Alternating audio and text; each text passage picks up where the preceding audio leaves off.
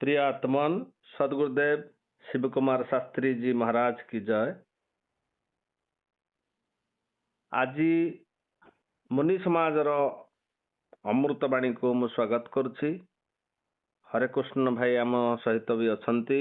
हरे कृष्ण भाई जयजी जयजी। आज आम गोटे सिलेक्ट करछु प्रश्न जे आमर मुनि समाज रे समस्ते साधन नहीं गुरु ठार दीक्षा नहीं। आमर गोटे चक्रभेदन साधन बोली अच्छी जोटा कि मुनि समाज भितर जो मैंने एडमिशन कर केवल से जानती।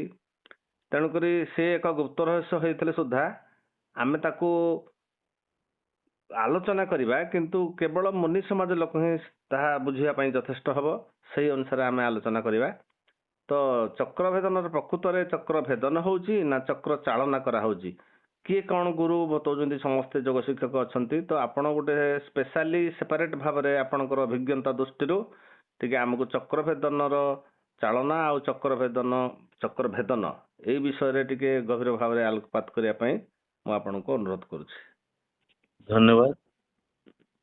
जहाँकि मुनि मानकर एटा बेसिक जिनस जोटा सर्वप्रथम आगे से निज को सुधार ये चक्रभेदन माध्यम कारण सद्गुरुदेव सिमुनि जिते बहुत दिन ताकू तर्जमा कला परे से लोकों को देथिले तार सुफल निजे लाभ कर सारिके। तेणु से अत्यंत मार्मिक कथा एटा एवं मुनि मानक भितर यह संपूर्ण नॉलेज भी रहिबा दरकार। संपूर्ण जो माने चक्रभेदन करुछन्ते श्रद्धार सह से माने जानी रखिबा भी उचित जे तांकर चक्रभेदन कौन। तो आपणकर मु आरंभ करने पूर्वर आमर मुनि जगत को सर्वप्रथम जयजी ज्ञापन करी एवं आपण यार प्रयास करुथवारु आपण को साधुवाद देवे। तो चक्रभेदन सर्वप्रथम आमे जेतेबेले योग शिक्षक ठारू योग दीक्षा ग्रहण करू तो सेतेबेले सर्वप्रथम आमको कौन करा होतला ना प्रणव शुभ भावना आ योग व्याख्या करा हेला परे हमको चक्रभेदन क्रियाटी देखा होतला जोटा कि मुनि समाज रो गुप्त योग शिक्षा प्रणाली शारीरिक व्यायाम जोटा कि रही तत्सहित शारीरिक व्यायाम तो सबु संस्था रे अछि किंतु मुनि समाज रो शारीरिक व्यायाम एते सहज एवं एते साबलील आ एते सरल एवं एते वैज्ञानिक ताकू जदि जने ठीक ठीक भाव रे बुझिकरी करंती तेबे तार सफल निश्चित मिलिबो। एथरे तिले मात्र संदेह नाही। नहीं केवल शारीरिक भी नुह मन भी ता भितर रहउजी ना। तेणु करी उभय को से काम दो सबु जिंस एडे की रहउची। आपण सही कथा तो मु कहूची। परंतु जने चक्रभेदन आरंभ करिवे आगे मु कहि दउची जे चक्रभेदन कौन चक्र चालना कौन। जो माने योग शिक्षक ठारू जहा शुणिकी करुछंती तो सेटा को प्राय तो भेदन अधिकांश मुनि करंती नहीं। से केवल चक्र चालना करते। चक्र चालना कौन धरतु आपण को गोटे लक्ष्य स्थल दियाला एवं से देखई दियाला ताकू आपण स्वरबिद्ध करिवे देखिकरी आपण स्वर चालना कले। किंतु अर्जुन जेतेबेले स्वयंवर सभा को जाइतिले आउ ये पानी भितरे गोटे पानी जगह रखा होता से पानी भितर जो खुंट पोता है कि ऊपर माछ थिला माछर आखि चक्री भलिया गुरुतला अर्जुन पानी जगह को देखिकरी स्वर भेद करथले ताकू कहंती भेदन। ये होची देखिकी जेटा करिवे सेटा होची स्वर चालना आ जोटा को न देखिकरी जे अनुभव रो करा जीवो ता होची भेदन। तेणु भेदन और चालना ए भितरे रहस्य होची जे सेति गुरुदेव कहितले ये आपणकर मन जो चक्र रे भेदन जो चक्र रे आपण संचालन करिवे सही चक्र रे मन रहइबो ता आगु को मौ जाउनी। तेणु जे चक्रभेदन क्रिया कौन ये चक्रभेदन क्रिया जेतोले मुनि करबा आरंभ करेबो ସର୍ବପ୍ରଥମେ ତ ବେଦର ଶ୍ଳୋକ ମଧ୍ୟ ଅଛି ଯେ ଆପଣଙ୍କର ବେଦାନ୍ତ ଭିତରେ ଅଛି ଯେ ଲଘୁତ୍ୱମ ଆରୋଗ୍ୟଂ ମୂଳୋଲୋପତଂ ବର୍ଣ୍ଣ ପ୍ରସାଦಂ ସରସୌଷ୍ଟ ପଞ୍ଚ ଗନ୍ଧ ଶୁଭ ମୂତ୍ର ପୁରୀଷ ଯୋଗ ପ୍ରବୃତ୍ତି ପ୍ରଥମା ବଦନ୍ତି। ଏତିକି ଲାଭ ତାର ଆଗେ ହବ। ସର୍ବପ୍ରଥମେ ଏତିକି ଲାଭ ପାଇବ, ଦେହ ହାଲକା ହେଇଯିବ, ଶରୀରରେ ଯୋଉ ରୋଗ ଜୀବାଣୁ ଥିବେ ଆପଣଙ୍କର ଏଇ ଯୋଉ ଆପଣଙ୍କ ଭିତରେ ଥିବା ରୋଗ ପ୍ରତିରୋଧକ ଶକ୍ତି ବୃଦ୍ଧି ପାଇଲା ପରେ ସେ ରୋଗ ଧୀରେ ଧୀରେ କମିଯିବ। ତ ଆପଣଙ୍କର ଲଘୁତ୍ତମ ଆରୋଗ୍ୟ ମୂଳଲୋପତମ ଝାଡ଼ା ମାତ୍ରା କମିଯିବ। ସେଥିପାଇଁ ଭୋଲେ ବାବା ଥିଲେ ସେ ସୁନ୍ଦର କଥାଟେ କହୁଥିଲେ, ଯୋଗୀ କା ଟଟ୍ଟି କୁତା ବି ନେଇ ଖାତା। ଯେ ଦୈନନ୍ଦିନ ଚକ୍ରଭେଦନ କରିବେ ତାଙ୍କର ଡାଇଜେସନ ପ୍ରକ୍ରିୟା ଏତେ ସୁନ୍ଦର ହବ, ତ ତାଙ୍କର ଯୋଉ ମଳତ୍ୟାଗ କରିବେ ସେ ମଳ ଭିତରେ କୌଣସି ପ୍ରକାର ସାର ଜିନିଷ ନଥିବ। ସେଥିପାଇଁ ସେ କହୁଥିଲେ ଯୋଗୀ କା ଟଟ୍ଟି କୁତା ବି ନେଇ ଖାତା। ଯୋଗୀର ମଳ କୁକୁର ମଧ୍ୟ ଖାଏ ନାହିଁ, ଏତେ ମାତ୍ରାରେ ସେ ଗ୍ରହଣ କରି ନେଇଯାଏ। ମଳଲୋପତଂ ବର୍ଣ୍ଣ ପ୍ରସାଦମ ଶରୀରର ରଙ୍ଗ ପରିବର୍ତ୍ତନ ହେଇଯିବ। ସରଷଷ୍ଠ ପଞ୍ଚ କଣ୍ଠର ସ୍ୱର ପରିବର୍ତ୍ତନ ହେଇଯିବ, ମଧୁର ହେଇଯିବ, ଆକର୍ଷଣ ହେଇଯିବ। ଗନ୍ଧ ଶୁଭ ଶରୀରର ଗୋଟେ ଗନ୍ଧ ଅଛି ଆପଣଙ୍କର। ମୁଁ ସେଥିପାଇଁ ମୋ ଘରେ ଯେତେବେଳେ ଆମ ଭାଇମାନଙ୍କ ଭିତରେ ଗଞ୍ଜି ଖୋଜା ପଡ଼େ ମତେ ଖୋଜନ୍ତି। କାହିଁକି ନା ମୁଁ ଶୁଙ୍ଘିକିରି କହିଦେବି କୋଉ ଗଞ୍ଜିଟା କାହାର।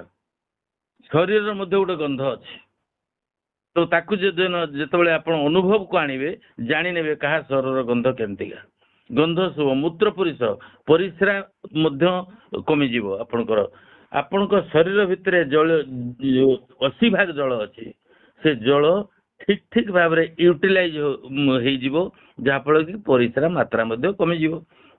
ବର୍ଣ୍ଣ ପ୍ରସାଦ ସରଷଷ୍ଠ ପଞ୍ଚ ଗନ୍ଧ ଶୁଭ ମୂତ୍ର ପୁରୀଷ ଯୋଗ ପ୍ରବୃତ୍ତି ପ୍ରଥମ ପର୍ଯ୍ୟନ୍ତ ଏତିକି ପ୍ରଥମେ ବେନିଫିଟ ପାଇବେ।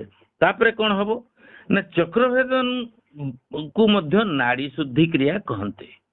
ଆପଣ ନାଡି ବୋଇଲେ ଦି ପ୍ରକାର, ଗୋଟେ ହଉଛି ଆପଣଙ୍କର ଥିବା ଯୋଉ ପାକସ୍ଥଳୀରେ ଥିବା ଅନ୍ତ୍ରନାଳୀ, ଆଉ ଗୋଟେ ହଉଛି ଆପଣଙ୍କର ଶରୀରରେ ଯୋଉ ଡାକ୍ତରଙ୍କ ପାଖକୁ ଗଲେ କଣ ଦେଖନ୍ତି, ବୈଦ୍ୟ ନାଡି ଦେଖିକିରି ଔଷଧ ଦେଲା।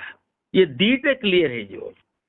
କାରଣ ଆପଣ ଯେତେବେଳେ ଚକ୍ରଭେଦନ କରୁଛନ୍ତି ଯୋଉ ଚକ୍ରରେ ମନଟିକୁ ରଖୁଛନ୍ତି ସେଇ ଚକ୍ରରେ ଯେତେବେଳେ ଆପଣଙ୍କୁ ଯୋଉ ସଂଖ୍ୟାରେ ବି କରୁଥାନ୍ତୁ, 6ରେ କରନ୍ତୁ 9ରେ କରନ୍ତୁ, ସେତିକି ସମୟ ପର୍ଯ୍ୟନ୍ତ ଆପଣ ଶ୍ୱାସ ନଉନାହାନ୍ତି। ଆପଣଙ୍କୁ କେହି ଯୋଗ ଶିକ୍ଷକ କହିନାହାନ୍ତି ଶ୍ୱାସ ବନ୍ଦ କରିବୁ କି ନ କରିବୁ, କିନ୍ତୁ ଆପଣ ନେଇପାରିବେ ନାହିଁ। କାରଣ ଆପଣଙ୍କୁ ଗୋଟେ ଗଣତି ଦିଆହେଇଛି, ସେ ଗଣତିରେ ଆପଣ କରିବେ। ତେଣୁ ଯେତେବେଳେ ଶ୍ୱାସ ସେତିକି ପର୍ଯ୍ୟନ୍ତ ଆପଣ ବନ୍ଦ କଲେ ପ୍ରାଣାୟାମ କମ୍ପ୍ଲିଟ ହେଇଗଲା। ଆଜ୍ଞା ଗୋଟେ ଆସନରେ ଆପଣ ଅଛନ୍ତି, ଆସନ ବି କମ୍ପ୍ଲିଟ, ପ୍ରାଣାୟାମ ବି କମ୍ପ୍ଲିଟ। କାରଣ ପ୍ରାଣାୟାମର ପରିଭାଷା, ପ୍ରାଣାୟାମ କଣ ତାର ସୂତ୍ର କଣ କହୁଛି ନା ଶ୍ୱାସ ପ୍ରଶ୍ୱାସ ଗତି ବିଚ୍ଛେଦ ପ୍ରାଣାୟାମ। ପ୍ରାଣାୟାମ କମ୍ପ୍ଲିଟ ହେଇଗଲା। ତାପରେ କଣ ପ୍ରାଣାୟାମ ପରେ କଣ ଆସୁଛି, ପ୍ରାଣାୟାମ ପରେ ପ୍ରତ୍ୟାହାର। କାରଣ ଆପଣଙ୍କ ଇନ୍ଦ୍ରିୟ ବାହାରେ ବୁଲୁନାହାନ୍ତି, ସେଇ ଗୋଟିଏ ଜାଗାରେ ଲାଖିକି ରହିଛନ୍ତି, ଯାହାଫଳରେ କି ଆପଣ ବାହାର ଜିନିଷକୁ ଆଉ ଗ୍ରହଣ କରିପାରୁନାହାନ୍ତି। ଯଦି ଗ୍ରହଣ କରିବେ ଆପଣ ଗଣତି ଭୁଲ ହେଇଯିବ। ତେଣୁ ସେଥିପାଇଁ ସେ ପ୍ରତ୍ୟାହାର ବି କମ୍ପ୍ଲିଟ ହେଇଗଲା। ଧାରଣା, ଆପଣ ଗୋଟିଏ ଚକ୍ରରେ ମନକୁ ଧରି ରଖିଥିବାରୁ ଦେଶ ବନ୍ଧ ଚିତ୍ତସ୍ୟ ଧାରଣା, ତ ଧାରଣା ମଧ୍ୟ କମ୍ପ୍ଲିଟ ହେଇଯାଉଛି। ଚକ୍ରଭେଦନରୁ ଡାଇରେକ୍ଟ ସମାଧି କି ପଳେଇ ଯାଇ ପାରନ୍ତି ଆପଣ, ଯଦି ଆପଣଙ୍କ ଭିତରେ ଶୁଦ୍ଧତା ଥାଏ ଏବଂ ଅନ୍ତଃକରଣ ଯଦି ଆପଣଙ୍କର ନିର୍ମଳ ଥାଏ, ତ ତାହେଲେ ଧାରଣା କମ୍ପ୍ଲିଟ। ଆପଣ ସେଇ ଚକ୍ରରେ ଧ୍ୟାନ ରଖୁଛନ୍ତି। ଇଏ ହଉଛି ଚକ୍ରଭେଦନର ରହସ୍ୟ। ତ ସେଥିରେ ହବ କଣ ନା ନାଡି ଶୁଦ୍ଧି କ୍ରିୟା ଆପଣଙ୍କ 1 ନମ୍ବରରେ ଆପଣଙ୍କର କ୍ଲିୟର ହେଇଯିବ, ଯୋଉଟା କି ଆପଣଙ୍କର ଗୋଟେ ସୁସ୍ଥ ଲୋକର ପ୍ରକୃତରେ ଯେ ପ୍ରତି ମିନିଟକୁ 17 ଥର ଆବାଗମନ ହଉଛି ଶ୍ୱାସ। ତା ନାଡି ଚାଲୁଛି 17 ଥର, ଧକ୍ ଧକ୍ ଧକ୍ ଧକ୍ କରିକି ଚାଲୁଛି। ତ ସେଇ ନାଡି ଏଇଟା ଆପଣଙ୍କର ଯୋଉ ଅଛି ସେଟା କ୍ଲିୟର ହେଇଯିବା ସଙ୍ଗେ ସଙ୍ଗେ ଆପଣଙ୍କର ଯୋଉ ଅନ୍ତରନାଳୀ ଅଛି ସେ ଅନ୍ତରନାଳୀରେ ମଧ୍ୟ ଆପଣଙ୍କର କୌଣସି ପ୍ରକାର ଆବର୍ଜନା ରହିବ ନାହିଁ। ସେଥିପାଇଁ ତାକୁ ନାଡି ଶୁଦ୍ଧି କ୍ରିୟା ମଧ୍ୟ କହନ୍ତି। ଏବଂ ଦ୍ୱିତୀୟରେ ଆସିଛି ରକ୍ତ ଶୋଧନ କ୍ରିୟା। ଯେତେବେଳେ ଆପଣ ଚକ୍ରଭେଦନ କରୁଛନ୍ତି ତ ସେତେବେଳେ ଆପଣଙ୍କର ଯୋଉ ଧମନୀରେ ରକ୍ତ ସଞ୍ଚାଳନ ହଉଛି ସେ ଧମନୀରେ କେତେଟା ପାର୍ଟ ଅଛି। ସେ ପାର୍ଟ ଗୁଡାକ କଣ ନା ଦକ୍ଷିଣ ଅଳିନ୍ଦ ବାମ ଅଳିନ୍ଦ, ଦକ୍ଷିଣ ନିଳୟ ବାମ ନିଳୟ, ଊର୍ଧ୍ୱ କପାଟିକା ଅର୍ଦ୍ଧ କପାଟିକା। ଯେତେବେଳେ ଆପଣ ଏ ସବୁ ଚାଳନା କରୁଛନ୍ତି ମାନେ ଆଖି ବନ୍ଦ କରିକିରି ଏଇ ଯୋଉ ଆପଣଙ୍କ ରକ୍ତରେ ମିଶିଥିବା ଯାବତୀୟ ଯୋଉ ବର୍ଜ୍ୟବସ୍ତୁ ସିଏ ମଧ୍ୟ ପରିସ୍ରା ଆକାରରେ ଧୀରେ ଧୀରେ ବାହାରିଯିବ। ଆଉ ଶରୀର ଭିତରେ କୌଣସି ପ୍ରକାରେ ଆପଣଙ୍କର ବର୍ଜ୍ୟବସ୍ତୁ ଏ ରକ୍ତ ଭିତରେ କୌଣସି ପ୍ରକାର ବର୍ଜ୍ୟବସ୍ତୁ ରହିବ ନାହିଁ। ତେଣୁ ତାକୁ ରକ୍ତ ଶୋଧନ କ୍ରିୟା ମଧ୍ୟ କୁହାଯାଏ। ଚକ୍ରଭେଦନ କ୍ରିୟା କଲେ ଆପଣ ନାଡି ଶୁଦ୍ଧି କ୍ରିୟା କମ୍ପ୍ଲିଟ ହବ, ରକ୍ତ ଶୋଧନ କ୍ରିୟା କମ୍ପ୍ଲିଟ ହବ। 3ରେ ମନକୁ ଥକା ମରାଇବା କ୍ରିୟା, କାରଣ ମନ ବହୁତ ଚଞ୍ଚଳ। ସେଥିପାଇଁ ମୁଁ ମୋ ଲେଖାରେ ଲେଖିଥିଲି ଯେ ଆପଣଙ୍କର ମନ ତ ଚଞ୍ଚଳ, ଧନ ତ ଚଞ୍ଚଳ, ଆହୁରି ଚଞ୍ଚଳ ଯୌବନ ଭାଇ, ରହ ରହ ବାବୁ ଦେଖିବୁ ଦିନାକାତେ ପରେ ଯିବେ ପଳେଇ। ଏ ଯୋଉ ମନ ବହୁତ ଚଞ୍ଚଳ ରହୁଛି, ଯେତେବେଳେ ସିଏ ଧୀରେ ଧୀରେ ଧୀରେ ଧୀରେ ଆପଣଙ୍କର ଚକ୍ରକୁ ଚକ୍ର ଭେଦନ କରି କରି ଆସିବ ତ ସେତେବେଳେ ଆପଣଙ୍କ ମନ ମଧ୍ୟ ଧୀରେ ଧୀରେ ଥକିଯିବ। ଥକିଗଲା ପରେ ସେଥିପାଇଁ ନାହିଁ ସାଧକ ମାନେ ବି ଲେଖିଛନ୍ତି ଥକା ମନ ଚାଲ ଯିବା ଚକା ନୟନ ଦେଖିବା। ତେଣୁ ଏଇ କ୍ରିୟା ବି କମ୍ପ୍ଲିଟ ହେଇଯିବ, ମନକୁ ଥକା ମରାଇ ଦେବେ। ତାପରେ କଣ ହବ, 4ଥରେ ହଉଛି ତପକ୍ରିୟା କମ୍ପ୍ଲିଟ ହେଇଯିବ। ତପକ୍ରିୟା କଣ, ଶରୀରକୁ ପ୍ରକୃତ ଉତ୍ତାପ ପ୍ରଦାନ କରିବାରେ ସହାୟକ ଆମେ ହବା। ତେଣୁ ପ୍ରକୃତରେ ଶରୀରର ଉତ୍ତାପ କେତେ ନା ଯେ ଆମର ଫାରେନହିଟ୍ ଇଏରେ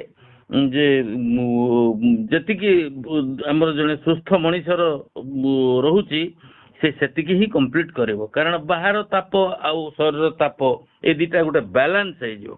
ତେଣୁ ଇଏ ତପକ୍ରିୟା ମଧ୍ୟ କମ୍ପ୍ଲିଟ ହବ।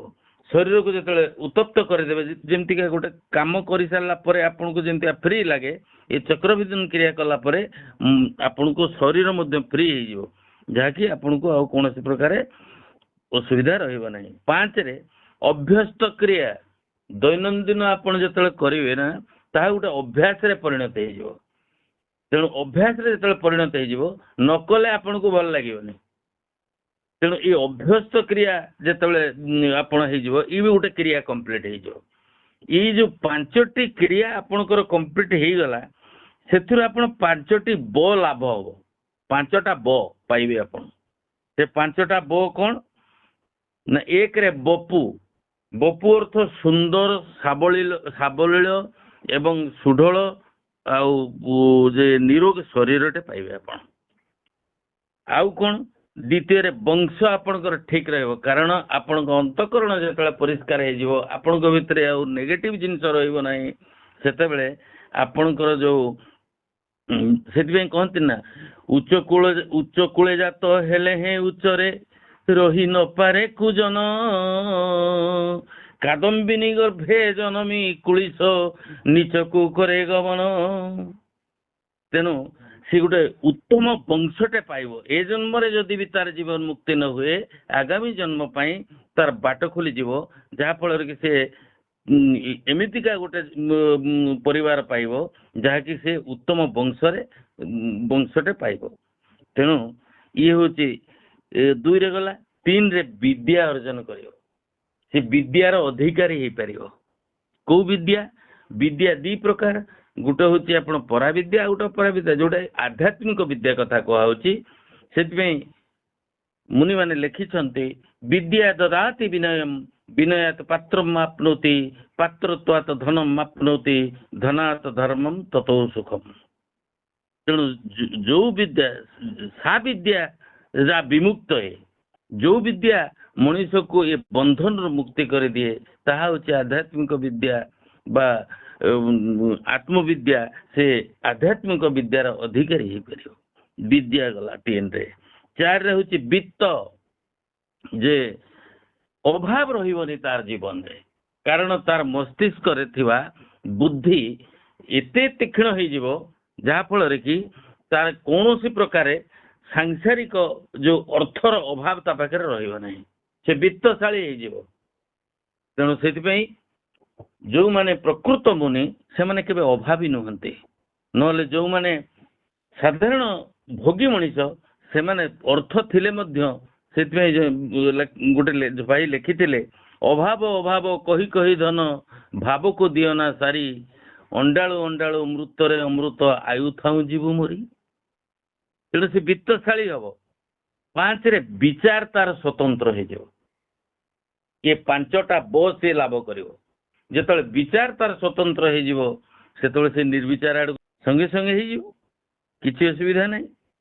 ତେଣୁ ସେଇଥିପାଇଁ ଯେ ଲବେ ନିମିଷକୁ ସେ ଦଣ୍ଡ ଗଡ଼ି, ଲକ୍ଷ ରଖି କକ୍ଷ ନ ଦେବୁ ଛାଡ଼ିକି, ଲଲାଟରେ ବାଟ ଫିଟିବ, ଲବଣୀରୁ ଘୃତ ହେବ ନିରିଗତ, ଦହନରେ ଯେବେ ଫୁଟିବ, ଦହନରେ ଯେବେ ଫୁଟିବ। ଇଏ ହଉଛି ତାର ପ୍ରକୃତର ଚକ୍ରଭେଦନର ରହସ୍ୟ। ୟାକୁ ଆମେ ଯଦି ଗୋଟି ଗୋଟି କରି ବର୍ଣ୍ଣନା କରିବା ବହୁତ ସମୟ ଯିବ। ସଂକ୍ଷେପରେ ମୁଁ ଆପାତତଃ ଧାରଣା ଆପଣଙ୍କ ଭିତରେ ସୁଦୃଢ଼ କରିବା ପାଇଁ ତାକୁ ମୁଁ ବର୍ଣ୍ଣନା କଲି। ଏତିକି ଯଦି ଠିକ ଠିକ ଭାବରେ କରନ୍ତି ଏତିକି ଲାଭ ସେମାନଙ୍କୁ ନିଶ୍ଚିତ ମିଳିବ, ଯୋଉମାନେ ଚକ୍ର ଭେଦନ କରୁଛନ୍ତି। ଆଉ ଯୋଉମାନେ ଚକ୍ର ଚାଳନ କରୁଛନ୍ତି ସେମାନେ ଏ ଲାଭରୁ ବଞ୍ଚିତ ରହିବେ, ସେମାନେ କେବେ ବି ଏ ଲାଭ କରିପାରିବେ ନାହିଁ। ହଉ, ଠିକ ଅଛି, ବହୁତ ବଢିଆ ସୁନ୍ଦର ଭାବରେ ଆପଣ କହିଲେ। ତଥାପି ଯଦି ଆମର କିଛି ବାକି ରହିଗଲା ବୋଲି ଆପଣ ଅନୁଭବ କରୁଛନ୍ତି, ଆମେ ପରବର୍ତ୍ତୀ ଆଉ ଗୋଟେ ଅଧ୍ୟାୟକୁ ୟାକୁ 2 ଭାଗ କରିକି ତା ଗୋଟେ ଅଲଗା ନମ୍ବର ଦେଇକି ସେକେଣ୍ଡ ଫେଜ ବୋଲି କରିବା। ଆଉ ଆଜି ତ ବହୁତ ସମୟ ବି ହେଇଗଲାଣି, ଗୁଡାଏ ସମୟ। ତେଣୁକରି ମୁଁ ଭାବୁଛି ଏଇଠି ଆମେ ରହିବା। ସମସ୍ତଙ୍କୁ ଆମେ ସପ୍ରେମ ଜୟଜୀବ, ଆପଣଙ୍କୁ ବି ଜୟଜୀବ। ଜୟଜୀବ ଆଜ୍ଞା, ଜୟଜୀବ।